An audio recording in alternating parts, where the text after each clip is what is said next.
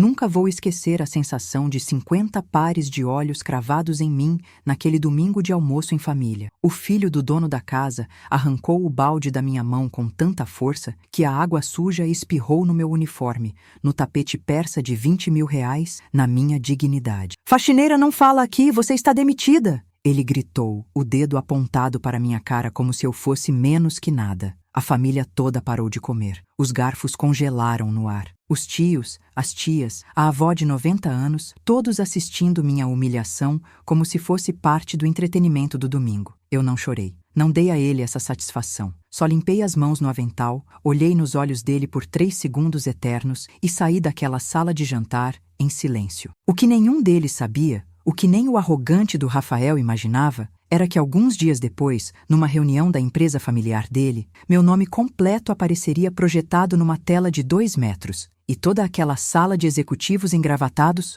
congelaria. Mas para você entender como chegamos até lá, preciso voltar no tempo. Meu nome é Helena Martins, e durante 8 meses eu limpei cada centímetro daquela mansão de 3 andares no Jardim Europa. Acordava às 5 da manhã, pegava 2 ônibus e 1 metrô. Chegava às 7 em ponto no portão dos fundos. A dona Clarice, a governanta, me recebeu no primeiro dia com aquele olhar que eu já conhecia bem. O olhar de quem acha que sabe tudo sobre você só de ver seu uniforme. Você vai ser responsável pelos banheiros, pelos quartos da ala leste, pela lavanderia e pela limpeza da piscina. Ela anunciou como se estivesse me concedendo um favor divino. Eu assenti, peguei meu carrinho de produtos e comecei. O trabalho era pesado, a casa era imensa, mas eu tinha meus motivos para estar ali. Motivos que ninguém poderia desconfiar. A família Albuquerque tinha construído um império no setor de construção civil. 3 gerações de muito dinheiro, muito poder, muita influência. O patriarca, seu Milton,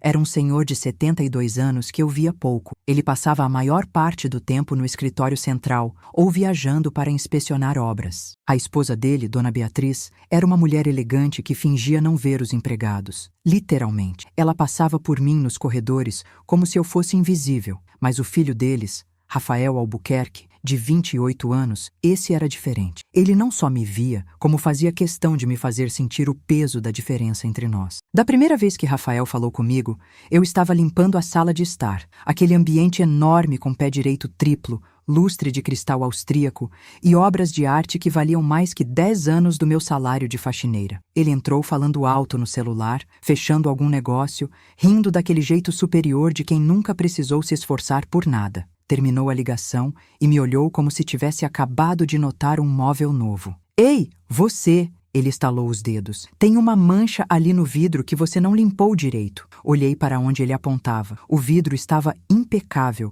Eu tinha acabado de passar. "Está limpo, senhor", respondi, mantendo o tom respeitoso. Ele deu 2 passos na minha direção. "Quando eu digo que tem uma mancha, tem uma mancha. Você está aqui para quê? Para discutir ou para limpar?" O coração acelerou, mas engoli seco. "Para limpar, senhor." Ele sorriu, aquele sorriso que eu aprenderia a odiar. "Ótimo. Então limpa de novo, e da próxima vez não me contraria." Passei o pano novamente naquele vidro perfeito, enquanto ele ficava ali, observando, aproveitando cada segundo da minha submissão forçada. Quando terminei, ele nem olhou para conferir, só deu meia volta e saiu, deixando para trás o cheiro de um perfume caro e o gosto amargo da humilhação. Naquela noite, no meu quartinho alugado na Zona Leste, eu chorei. Não pela humilhação em si, mas pela raiva de ter que aguentar. Porque eu não podia, ainda não, reagir. As semanas seguintes estabeleceram um padrão cruel. Rafael parecia ter feito de mim seu alvo preferido. Se eu estava encerrando a cera no corredor,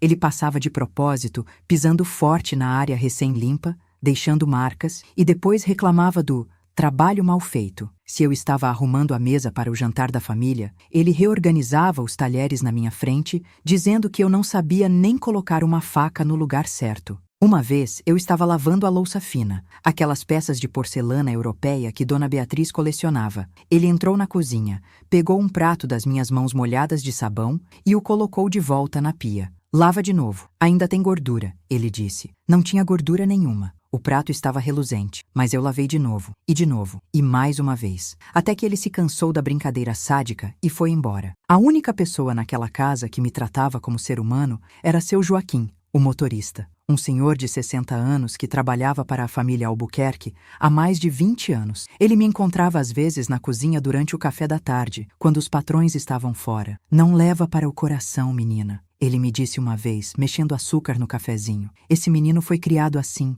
Nunca ouviu um não na vida. Acha que o mundo inteiro está aqui para servir ele. Eu sorri sem humor. E a família deixa? Joaquim suspirou fundo. A família finge que não vê. O seu Milton está velho, cansado, só pensa na empresa. A dona Beatriz criou o menino como príncipe. Agora colhe o que plantou. E o Rafael, bem, ele vai herdar tudo. Então acha que pode tudo. Mas a coisa ficou realmente séria numa quinta-feira de março. A família tinha recebido alguns amigos para jantar. Importantes pelo jeito, porque Dona Beatriz estava nervosa o dia inteiro, conferindo cada detalhe. Eu e mais 3 funcionários passamos horas preparando tudo. A mesa estava perfeita, a casa impecável, a comida sendo finalizada pelo chefe contratado especialmente para a noite. Os convidados chegaram às 8. Eram uns 12, 15 casais, todos vestidos como se fossem para uma festa de gala. Diamantes, ternos, sob medida, sorrisos brancos de quem frequenta os melhores dentistas. Meu papel era discreto, servir bebidas, recolher pratos, ser invisível. E eu estava conseguindo. Até Rafael decidir que não. Eu estava recolhendo taças vazias de champanhe quando ele me chamou. Não pelo nome, claro. Ele não sabia meu nome. Ei, moça! Ele falou alto o suficiente para a conversa ao redor parar. Traz mais gelo. Fui até a cozinha, enchi o balde, voltei. Coloquei o balde na mesa lateral. Não aí no bar. Ele apontou para o outro lado da sala. Peguei o balde, levei até o bar. Quando voltei para continuar recolhendo as taças, ele me chamou de novo. Esqueceu a pinça. Voltei, peguei a pinça, coloquei ao lado do balde. Os convidados estavam começando a perceber o joguinho. Alguns pareciam desconfortáveis, outros achavam engraçado. Rafael estava adorando a atenção. Agora traz limão, fatiado fino. Fui até a cozinha, fatiei o limão com as mãos tremendo de raiva contida, voltei. Mais fino, ele disse sem nem olhar. Voltei, fatiei mais fino. Quando entreguei, ele finalmente olhou nos meus olhos e sorriu. Viu? Quando você tenta, consegue. O jantar prosseguiu, e eu terminei meu turno às 11 da noite, exausta, humilhada, mas ainda inteira. Pelo menos era o que eu pensava. No dia seguinte, sexta-feira, cheguei às 7 como sempre. Dona Clarice me esperava na entrada de serviço com uma expressão estranha. O senhor Rafael quer falar com você. Meu estômago embrulhou. Subi até o escritório dele no 2º andar. Bati na porta. Entra. A voz dele veio de dentro. Entrei. Ele estava sentado atrás da mesa de mogno, mexendo no computador, me fazendo esperar. Quando finalmente olhou para mim, o sorriso era o mesmo de sempre. Ontem você foi grosseira com os convidados do meu pai. Pisquei confusa. Como assim, senhor? Você revirou os olhos quando eu pedi o limão. Um dos amigos do meu pai comentou. Disse que notou sua falta de educação. Era mentira. Eu não tinha revirado olho nenhum. Eu mal tinha levantado a cabeça. Senhor, eu não... Ele levantou a mão, me interrompendo. Eu não aceito grosseria de empregada. Você está advertida. Na próxima é demissão. Saí daquele escritório com as pernas bambas. Fui até o banheiro de serviço, tranquei a porta e deixei as lágrimas caírem. Mas foram lágrimas de raiva, não de tristeza, porque quanto mais ele me humilhava, mais eu tinha certeza de que estava no caminho certo, de que precisava aguentar só mais um pouco, de que a verdade, quando viesse à tona, seria devastadora para ele. Respirei fundo, lavei o rosto e voltei ao trabalho, porque Helena Martins não desiste. Nunca desistiu. Se você já passou por algo assim, se já sentiu o gosto amargo de ser tratado como se não valesse nada, deixa seu like neste vídeo. Isso ajuda mais pessoas a encontrarem essa história. Se inscreve no canal, porque você precisa ver o que aconteceu quando tudo veio à tona. E me conta nos comentários, você conseguiria aguentar 8 meses de humilhação calada? Ou teria reagido antes? Sua história pode ajudar alguém que está passando por isso agora. Nas semanas que se seguiram, a situação só piorou. Rafael parecia ter encontrado um hobby em me torturar psicologicamente. Ele inventava tarefas impossíveis. Me mandava limpar a garagem de 6 carros importados no sol de meio-dia. Me fazia reorganizar a biblioteca de 3.000 livros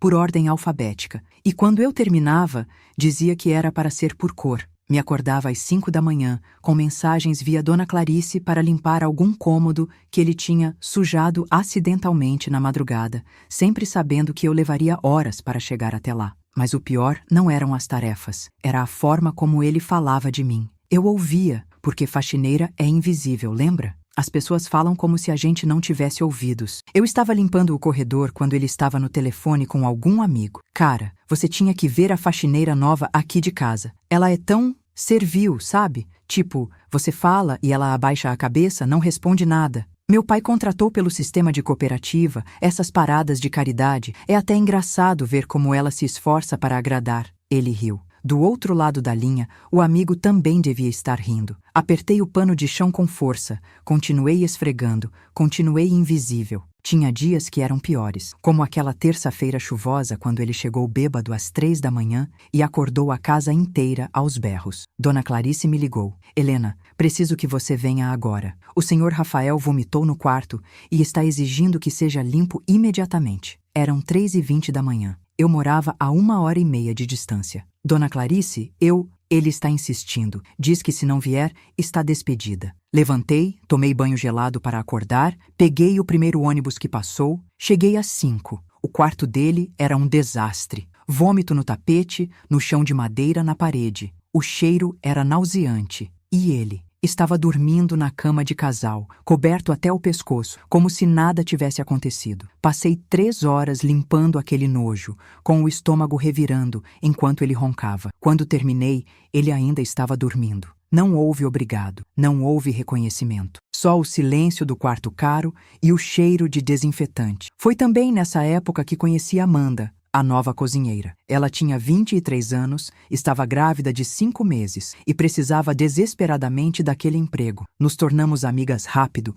unidas pela necessidade e pela exaustão. Você aguenta bem as merdas do Rafael, ela me disse uma vez, enquanto descascava batatas. Eu já teria jogado uma panela na cabeça dele. Dei uma risada cansada. Tem hora que dá vontade. Mas preciso desse emprego. Tenho contas para pagar. Era verdade. Parte da verdade, pelo menos. Amanda olhou para mim com aquela solidariedade de quem entende. A gente faz o que precisa, né? Por enquanto. Mas Rafael não se contentava em atormentar só a mim. Ele espalhava veneno por toda a casa. Pegou birra da Amanda porque ela, grávida, precisava fazer pausas para descansar. Grávida não devia trabalhar se não aguenta o ritmo. Ele comentou durante um almoço, alto o suficiente para ela ouvir da cozinha. Dona Beatriz deu aquela risadinha nervosa dela, sem defender, sem corrigir. Seu Milton nem levantou os olhos do prato. Amanda voltou para casa chorando naquele dia. Vou ser mandada embora, ela soluçou ao telefone. Eu sei que vou. Ele vai arranjar um jeito. Tentei acalmá-la, mas no fundo eu sabia que ela tinha razão. Rafael sempre arranjava um jeito. E foi exatamente o que aconteceu.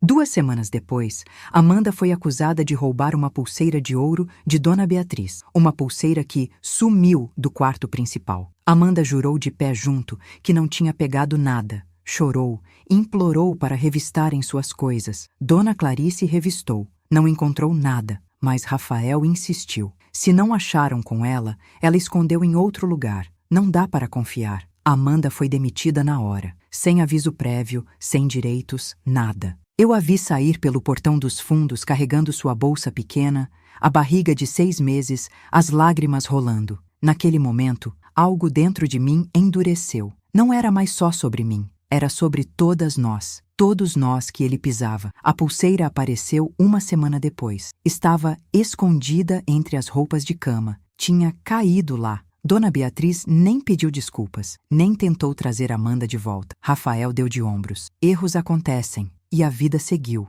para eles. Para nós, cada dia era uma batalha de dignidade contra poder. Então chegou maio, o mês que mudaria tudo. A família Albuquerque estava se preparando para uma celebração grande, o aniversário de 50 anos da empresa. Seria na própria mansão, no jardim, com 200 convidados, autoridades, empresários, políticos, a nata da elite paulista. Os preparativos tomaram conta da casa inteira, tendas sendo montadas, buffet contratado, músicos ensaiando, floristas indo e vindo. Eu e os outros funcionários trabalhamos dobrado. Eu nem lembro quantas horas de sono perdi naquela semana. O grande dia foi num sábado. Tudo tinha que estar perfeito. Seu Milton estava nervoso, cobrando cada detalhe. Dona Beatriz mudava de ideia sobre a decoração a cada 5 minutos. E Rafael? Rafael estava no auge da empolgação. porque naquela festa ele seria oficialmente anunciado como diretor executivo da empresa, o herdeiro coroado. Ele andava pela casa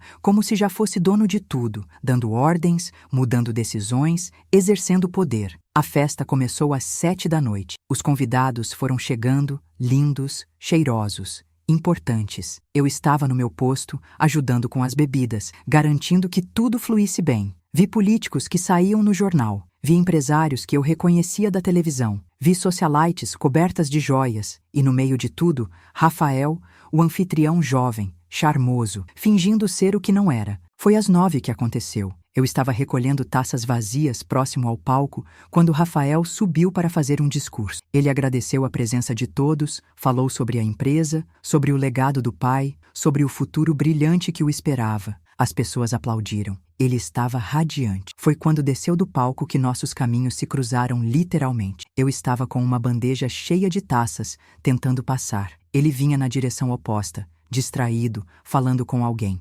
Trombamos. Não foi forte, nenhuma taça caiu, mas ele parou, olhou para mim, e algo no olhar dele mudou. Você de novo, ele disse, e havia algo diferente na voz. Raiva, raiva de verdade. Você está em todo lugar onde não deveria estar. Tentei me desculpar, mas ele me interrompeu. Sabe de uma coisa? Eu estou cansado de ver sua cara, cansado das suas desculpas, cansado de você existir no meu espaço. As pessoas ao redor estavam começando a notar. A música ainda tocava, mas alguns convidados próximos viraram a atenção para nós. Senhor, me desculpe, eu só... Ele não deixou terminar. Arrancou a bandeja da minha mão com violência. As taças caíram, se espalhando pelo chão de pedra portuguesa. O barulho do vidro quebrando ecoando. Todos os olhares se voltaram para nós. Você está demitida, ele disse, alto. Pega suas coisas e sai da minha casa. Agora, o silêncio que caiu foi sepulcral. 200 pessoas olhando. 200 testemunhas da minha humilhação final. Senti meu rosto queimar, senti o mundo estreitar, senti vontade de desaparecer, mas não desapareci. Olhei para ele, direto nos olhos, e pela primeira vez em 8 meses, eu não abaixei a cabeça. Tudo bem, foi tudo que disse. Minha voz saiu firme, calma. Coloquei a bandeja vazia numa mesa lateral, tirei o avental, dobrei com cuidado e comecei a caminhar em direção à saída de serviço. Não corri, não chorei. Andei devagar, com a coluna ereta, a cabeça erguida. Passei por seu Joaquim, que me olhou com pena e raiva misturadas. Passei por Dona Clarice, que desviou o olhar. Atravessei o jardim iluminado por 1000 luzinhas de fada, passando por convidados que sussurravam, que me olhavam com pena, curiosidade, desconforto. Quando cheguei no portão dos fundos, me virei uma última vez. Rafael estava voltando para a festa, rindo de alguma coisa que alguém tinha dito, já me esquecendo. Já esquecendo a funcionária que ele tinha acabado de destruir na frente de toda a elite de São Paulo. Peguei ônibus, metrô, mais ônibus. Cheguei no meu apartamento quase à meia-noite. Sentei no sofá velho, ainda de uniforme, e finalmente deixei as lágrimas caírem. Chorei pela humilhação, chorei pela raiva, chorei pelo alívio de ter acabado, porque precisava acabar. 8 meses disfarçada de faxineira tinha sido o suficiente. Eu tinha visto o que precisava ver, tinha ouvido o que precisava ouvir, tinha confirmado tudo o que suspeitava. E agora, finalmente, poderia agir. Porque sabe qual é a parte engraçada dessa história toda? Rafael Albuquerque, o herdeiro arrogante, o menino mimado, o torturador de funcionários, ele não sabia quem eu realmente era. Nenhum deles sabia. E quando descobrissem, aquela festa de 50 anos da empresa viraria um velório, mas isso ainda levaria alguns dias, dias que usei sabiamente. Na segunda-feira seguinte à festa, liguei para seu Joaquim. Ele atendeu meio ressabiado. Helena, menina, eu sinto muito pelo que aconteceu. Aquilo foi uma... Joaquim, cortei suavemente. Preciso que você me faça um favor. Preciso de informações. Houve uma pausa. Que tipo de informações? Sobre a reunião de acionistas que vai acontecer na quinta-feira. Quem vai estar lá? Qual sala? Que horas? Outra pausa, mais longa. Por que você quer saber disso? Respirei fundo. Porque eu vou estar lá. E preciso que seja surpresa. Joaquim ficou em silêncio por tanto tempo que achei que tinha desligado. Quando finalmente falou, a voz dele estava diferente. Quem você é de verdade, menina? Sorri, mesmo ele não podendo ver. Você vai descobrir na quinta-feira. Todo mundo vai. Convenci Joaquim a me passar as informações. Ele resistiu, mas havia algo na minha voz, uma certeza, uma autoridade que ele nunca tinha ouvido antes. No final, ele cedeu. Quinta-feira, 14h, sala principal de reuniões do 12º andar. Vai estar o seu Milton, o Rafael, mais uns 15 acionistas e membros do conselho. É reunião trimestral. Agradeci. Antes de desligar, Joaquim perguntou baixinho: "Você vai se vingar?" Pensei antes de responder: "Não, vou fazer justiça. É diferente." Os 3 dias seguintes foram de preparação meticulosa. Revisei documentos que tinha guardados há meses. Fiz ligações para advogados. Confirmei informações com contadores. Organizei cada pedaço de evidência que tinha coletado durante aqueles 8 meses, infiltrada. Porque era isso que eu era, infiltrada. Não por diversão, não por experimento social, mas por necessidade absoluta de descobrir a verdade. Vocês viram. Eu não era faxineira de verdade. Meu nome completo é Helena Martins da Silva. E eu sou, ou melhor, sempre fui, uma das principais acionistas minoritárias da construtora Albuquerque. Herdei as ações do meu pai, que trabalhou como engenheiro sênior da empresa por 30 anos. Quando ele morreu, há 2 anos, me deixou 8% da empresa. Parece pouco, mas numa companhia daquele tamanho, 8% vale milhões. Vários milhões. O problema é que quando fui atrás dos meus direitos, quando tentei participar das decisões, quando quis saber para onde meu dinheiro estava indo, bati numa parede. Seu Milton me tratou com condescendência. "Querida, isso é assunto de gente grande. Deixa com a gente." Rafael foi pior. Ele riu na minha cara. "Você herdou ações, não conhecimento. Fica quietinha recebendo seus dividendos e deixa quem entende comandar." Mas eu não fiquei quietinha. Comecei a investigar. E quanto mais investigava, mais coisas estranhas encontrava. Licitações vencidas de forma suspeita, superfaturamento em obras públicas, documentos fiscais que não batiam, dinheiro sumindo de um lado e aparecendo em contas offshore. A construtora Albuquerque, aquela empresa familiar respeitada, estava podre por dentro. E Rafael, o herdeiro perfeito, estava no centro de tudo. Foi quando decidi que a única forma de descobrir a verdade completa era de dentro. Não como acionista que eles ignoravam, mas como alguém invisível, alguém que poderia circular pela casa, ouvir conversas, ver documentos deixados em mesas, acessar computadores esquecidos abertos. Criei uma identidade falsa. Helena Martins, só Martins, sem o da Silva. 40 anos, moradora da Zona Leste, precisando de emprego. Consegui ser contratada através de uma cooperativa que fornecia funcionários, exatamente como o Rafael tinha dito ao telefone. Entrei naquela casa com um objetivo: juntar evidências suficientes para derrubar aquela família corrupta do pedestal que não mereciam. E eu consegui. Em 8 meses, fotografei documentos, gravei conversas, copiei arquivos, juntei cada pedaço de evidência que provava que a construtora Albuquerque estava envolvida em esquemas de corrupção que somavam quase 100 milhões de reais, o suficiente para mandar metade da diretoria para a cadeia, o suficiente para dissolver a empresa, o suficiente para destruir o império dos Albuquerque. Mas eu não queria destruir, queria limpar, queria salvar a empresa que meu pai ajudou a construir, queria tirar os Albuquerque de lá e colocar pessoas honestas no comando. E para isso, precisava de aliados. Foi aí que entrou o Dr. Ernesto Valente, advogado especializado em direito empresarial e amigo de longa data do meu pai. Quando mostrei para ele tudo o que tinha coletado, ele ficou pálido. "Helena, isso aqui é dinamite. Você tem noção do tamanho da bomba que está segurando?" Eu sabia. "Podemos usar isso?" Ele olhou os documentos novamente, os olhos de advogado experiente processando cada página. "Podemos e devemos, mas tem que ser feito direito. Tem que ser legal. Tem que ser definitivo." Passamos meses planejando. Dr. Ernesto contatou outros acionistas minoritários que também estavam descontentes. Descobrimos que não éramos os únicos sendo enganados. Juntamos forças, juntamos ações. E quando somamos tudo, tínhamos 23% da empresa. Suficiente para forçar mudanças, suficiente para exigir auditoria, suficiente para chacoalhar tudo. O plano era simples: esperar a próxima reunião de acionistas, aparecer com toda a documentação, exigir investigação completa e usar nossa participação acionária para votar pela destituição de Rafael e possivelmente de seu Milton da diretoria executiva. Seria um golpe limpo, legal, definitivo, mas precisava ser surpresa. total surpresa. Se eles desconfiassem, destruiriam evidências, subornariam testemunhas, usariam seu poder para nos calar. Por isso, continuei trabalhando como faxineira até o último segundo possível, até que Rafael, na arrogância dele, me demitiu publicamente. Foi quase poético. Ele me expulsou na festa de 50 anos da empresa,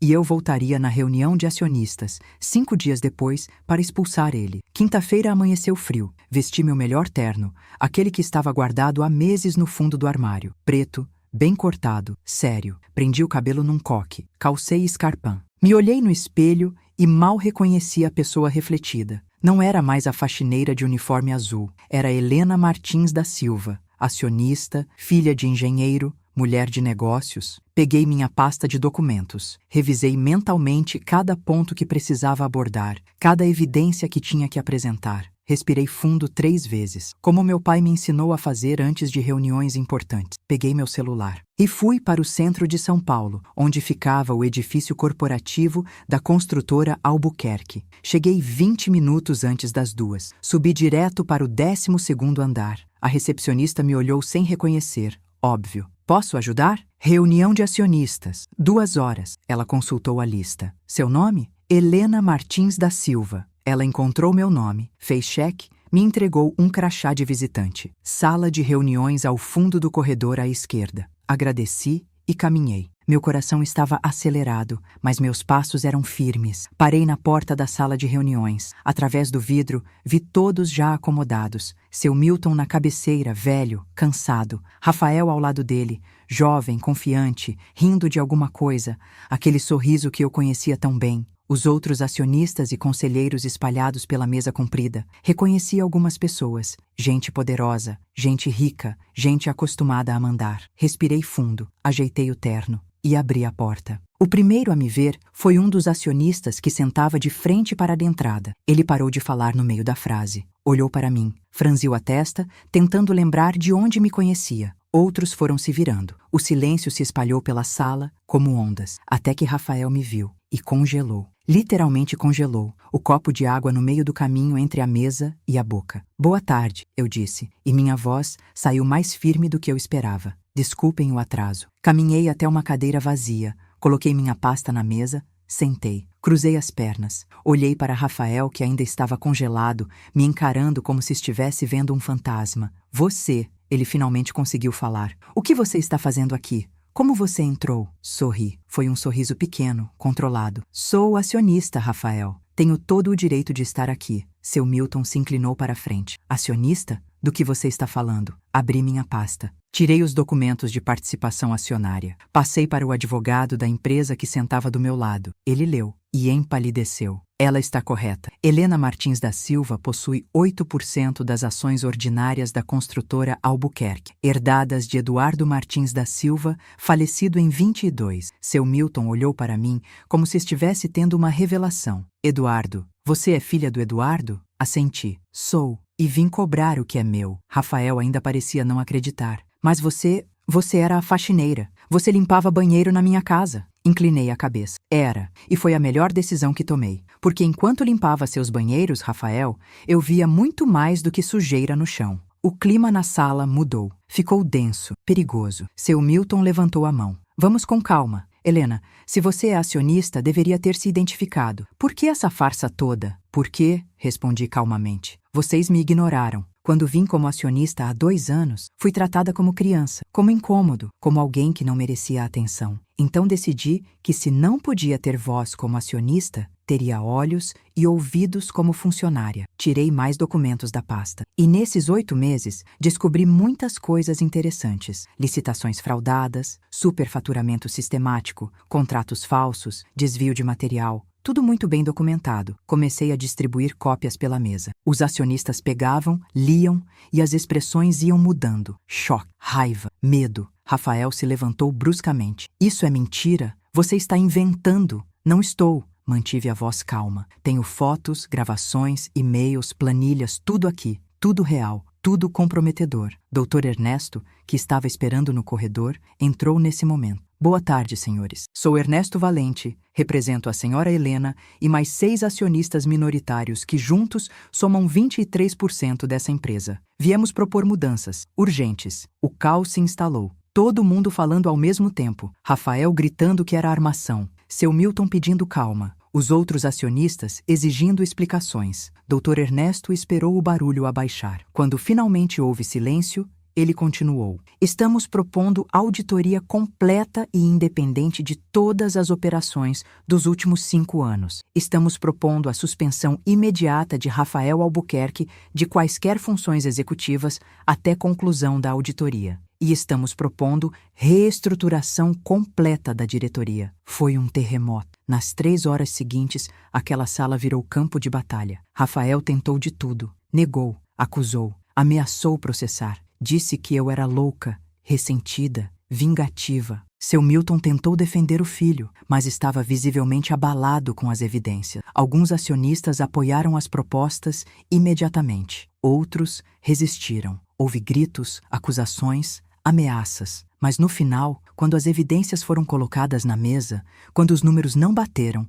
quando ficou claro que a empresa estava numa situação legal perigosa, a votação aconteceu. E nós vencemos. Rafael Albuquerque foi afastado de todas as funções executivas por decisão dos acionistas. Seu Milton, velho e cansado, renunciou voluntariamente, alegando motivos de saúde. Uma auditoria independente foi contratada e eu, junto com outros acionistas minoritários, assumi cadeira no novo conselho diretor. A faxineira tinha virado conselheira. A invisível tinha se tornado incontornável. Quando a reunião terminou, já era noite. Os acionistas foram saindo um por um, alguns me cumprimentando, outros me ignorando. Rafael foi um dos últimos. Quando passou por mim, parou. Olhou nos meus olhos e pela primeira vez não vi arrogância, vi medo. Você me enganou, ele disse baixinho. Balancei a cabeça. Não, você se enganou sozinho. Achou que faxineira não presta atenção, que pobre não entende de negócios, que mulher não tem força. Errou nas 3. Ele abriu a boca para responder, mas nada saiu. Simplesmente virou as costas e saiu. Seu Joaquim, que tinha ficado sabendo de tudo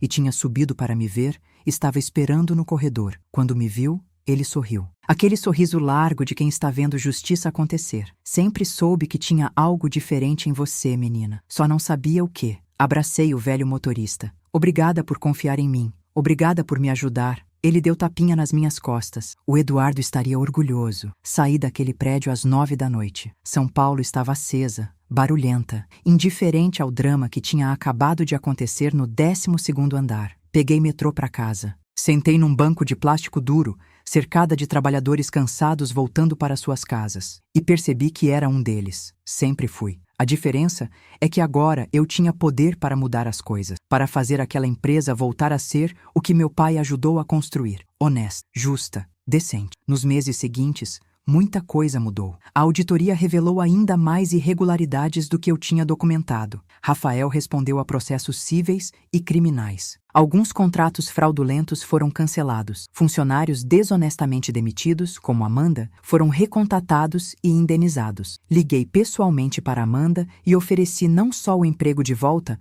mas uma posição melhor, com licença maternidade completa e um salário digno. Ela chorou ao telefone. Eu nem sei o que dizer. Ela soluçou. Diga que aceita, respondi, e que nunca mais vai deixar ninguém te fazer sentir pequena. Ela aceitou. Hoje, Amanda coordena toda a equipe de alimentação da empresa. E seu filho tem 2 anos, saudável e feliz. A empresa perdeu dinheiro no curto prazo, mas ganhou reputação no longo. Clientes que tinham se afastado por suspeitas de corrupção voltaram. Novos contratos começaram a aparecer. Não contratos baseados em propina e jeitinho, mas em trabalho sério, orçamentos honestos, qualidade comprovada. Demitimos os funcionários corruptos. Contratamos gente nova, com valores alinhados ao que queríamos construir. Foi doloroso, foi difícil, mas foi necessário. Meu pai costumava me dizer uma coisa quando eu era criança. Ele voltava das obras, sujo de cimento, cansado, mas com os olhos brilhando. Helena, ele dizia, construir é mais do que levantar prédios. É construir legado. É saber que quando você não estiver mais aqui,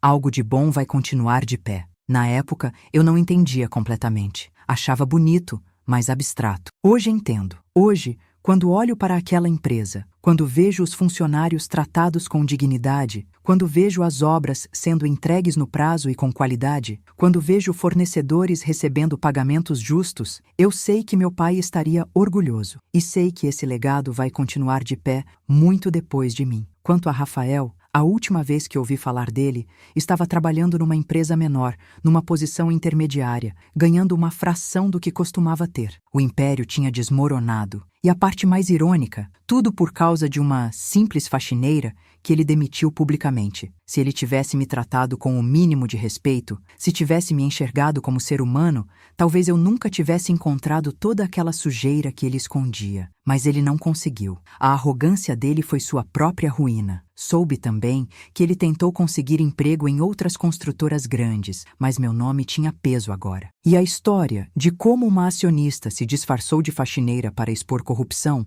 tinha virado lenda no setor. Ninguém queria o risco de contratar alguém com aquele histórico. Não vou mentir e dizer que não senti uma pontinha de satisfação com isso. Senti. Mas mais do que vingança, era alívio. Alívio de que ele não poderia fazer com outras pessoas o que fez comigo, com Amanda, com tantos outros, de que seu poder de causar dor tinha acabado. Hoje, quase um ano depois, ainda trabalho na construtora Albuquerque, mas agora sentada numa sala no 10º andar, com meu nome na porta, tomando decisões que afetam centenas de vidas. E sabe o que é engraçado? Às vezes sinto saudade daqueles dias de faxineira, da simplicidade de limpar um chão, de ver resultado imediato do seu trabalho. Mas aí lembro das humilhações, das lágrimas escondidas, da raiva engolida. E agradeço por ter tido a coragem de não aceitar, de não abaixar a cabeça permanentemente, de lutar. Tem uma coisa que faço questão de manter até hoje. Toda sexta-feira, desço até o refeitório dos funcionários e almoço lá. Não na sala executiva, lá embaixo com as cozinheiras, com o pessoal da limpeza,